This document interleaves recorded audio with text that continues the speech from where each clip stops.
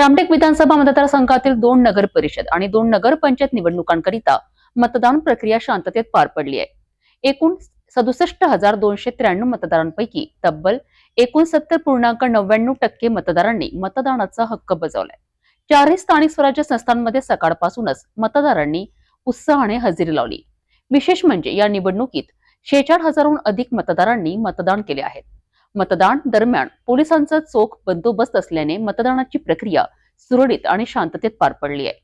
रामटेक विधानसभा मतदारसंघातील चारही स्थानिक स्वराज्य संस्थांच्या निवडणुकांसाठी मतदान 2 डिसेंबर रोजी पार पडले.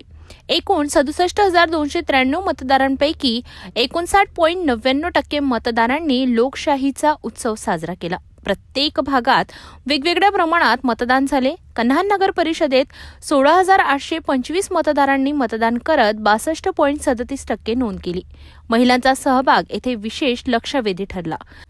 या उलट पारशिवनी नगरपंचायतने मतदार उत्साहाचा विक्रम मोडत 79.49% मतदानाची नोंद केली. येथे 8,106 मतदारांनी मतदानाचा हक्क बजावला. रामटेक नगर परिषदेत 13,404 मतदार तर कांद्रे नगरपंचायतीमध्ये 6,859 मतदारांनी मतदान केले. पोलिसांनी घेतलेल्या कडक सुरक्षा व्यवस्थेमुळे चारही भागात मतदानाचे सत्र शांततेत आणि सुरळीत पूर्ण झाले.